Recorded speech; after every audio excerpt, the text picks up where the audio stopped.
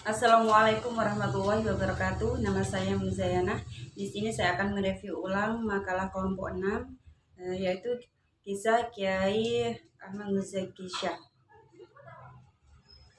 Asal usul dan riwayat hidup Kiai Ahmad Muzaki Syah.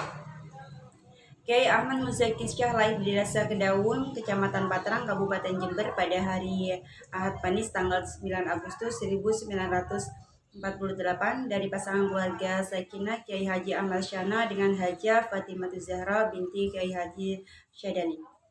Sebagai anak yang bertugas menjaga adiknya bernama Muhammad Mahsun, sebab kakaknya yang bernama Mahali wafat ketika masih bayi.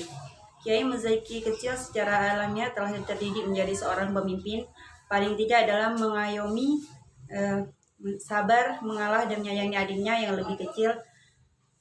Tidak heran bila dari Kiai Muzaki telah tertanam karakter kepemimpinan yang kelak dapat menjadi modal dasar untuk memimpin umat. Kisah pertemuan Kiai Haji Ahmad Syana dengan Nyai Hajah Fatimah Zahra terjadi ketika beliau masih nyantri di pesantren Al-Wafa Tempurjo. Saat itu beliau sering ikut temannya yang bernama Muhammad Mu'rab ke Daung. Di sana beliau sempat berkenalan dengan Kiai Syadali, salah satunya kiai yang saat itu mengasuh musola tempat beberapa orang belajar agama dan membaca Al-Quran. Kebetulan posisi rumah Muhammad Mu'rab tidak jauh dari musola itu, maka setiap kali masuk musola Bindara Syaha, sebutan untuk orang yang nyantri di pesantren, numpang sholat di musola tersebut. Setiap kali selesai menunaikan sholat, beliau tidak langsung pulang ke rumah Mu'rab, melainkan wiridan dan membaca Al-Quran terlebih dahulu, serta bertamu untuk silaturahmi dan bertutur pikiran dengan Kiai Syadali. Hal tersebut terjadi berulang kali. Di lain pihak, Kiai Syadali sangat kagum dan simpati terhadap akhlak dan kecerdasan tamunya itu. Diam-diam dalam hati Kiai Syadali berdoa, "Ya Allah, andai anak ini mau menjadi menantuku, tentu perjuanganku mencerdaskan masyarakat dan mengembangkan ajaran Islam di sini akan semakin mudah." Singkat cerita, doa beliau dipenuhi Allah, maka dalam usia 33 tahun, Ahmad Syah dinikahkan dengan putri sulung beliau yang bernama Jumaati Hajah Siti Fatimah Zahra yang waktu itu masih berusia 13 tahun. Kira-kira 1 tahun setelah pernikahan seorang istri, Ma'ana Haji Nyai Syadali dan 3 anaknya, Jumaati umur 14 tahun, istri Kiai Ahmad Syah, Nafidah umur 11 tahun, dan Yazid umur 9 tahun. Sejak itu, posisi Kiai Syadali mengasuh musola diganti oleh Kiai Ahmad Syah. Kiai Ahmad Syah sendiri diketahui banyak orang sebagai seorang ulama yang warok, tawadhu, alamah dan zuhud di zamannya. Beliau pernah nyantri dan berguru pada Waliullah Kiai Ali Wafa di Pondok Pesantren Al-Wafa Tempurjo, Jember selama 23 tahun. Selain saat dekat dengan sang guru, beliau juga dipercaya sebagai keloraan santri yang diberi kewenangan mewakili Kiai Ali Wafa mengajar kitab kuning di pesantren tersebut. Kendati Kiai Ahmad Syah termasuk tokoh warasihuna fil ilmi, punya banyak kegigihan dan telah mencapai makom spiritual tingkat tinggi, namun beliau memilih mengubur eksistensi dirinya di dalam kumul. Hendaknya berkenalan, konon semua kebesarannya sengaja dirahasiakan demi kemuliaan putra-putranya di masa yang akan datang.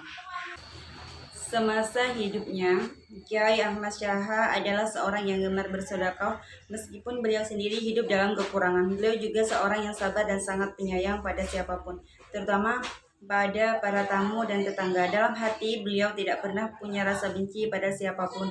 Konon mereka kegemarannya dalam bersedekah, itulah putra beliau diberi nama Muzaki dengan harapan agar kelak si anak menjadi seorang yang dermawan dan gemar bersedekah. Lingkungan keluarga Kiai Syahadali menurut keterangan Pak Mus sejak awal memang sangat taat dan menjalankan perintah agama. Ketika mereka semua berkumpul dan bercengkrama, yang menjadi tema pembicaraan adalah tidak pernah keluar dari soal kisah-kisah Kiai Sepuh, kedigjaan, kewalian, dan hal-hal gaib lainnya. Maka suatu yang niscaya jika kemudian lingkungan keluarga ini berbentuk persaingan berlomba kuat untuk mujahadah, untuk taqarrub ilah, hampir setiap malam Yai Muzaki Masun dan Muhammad Yazid, adik dari Nyai Fatimah Zahra, lomba melek untuk tirakat. Latar belakang inilah yang kelak membuat Muzaki lebih senang mendalami ilmu-ilmu gaib daripada ilmu biasa. Konon menurut cerita teman-temannya ketika di pesantren, Kiai Muzaki memang sering melakukan atraksi ilmu-ilmu kedikjayaan. Ya, bahkan pernah suatu ketika pulang sekolah, hati Muzaki kerentak terhadap sesuatu, maka tidak disangka yang direntakkan terjadi dengan nyata. Riwayat pendidikan Kiai Ahmad Muzakisa. Kiai Ahmad Muzakisa dan adiknya Kiai Maksun Syah pada masa mudanya hidup dalam suasana lingkungan keluarga yang harmonis dan agamis, hingga beliau berdua dewasa. Selain itu, sebagai keluarga yang sangat sabar dan pentingnya pendidikan, Kiai Ahmad Syahna tidak ingin kedua putranya ketinggalan. Maka ketika usia Kiai Muzaki menginjak 7 tahun, ia didaftarkan di SD Kedemangan. Kemudian di pondok pesantren Kiai Muzaki remaja hanya bermaksud mengambil barokah, karena ia tidak pernah lama. Sebagian besar waktu justru digunakan untuk berkelana ke sana kemari, sowan ke para ulama sepuh, para wali dan ahli-ahli karomah. Ketika di Al-Fatihah pun dia berkata, Kiai Hadi Dhaufur justru setiap minggu sowan ke Waliullah Abdul Hamid Pasuruan, Jawa Timur.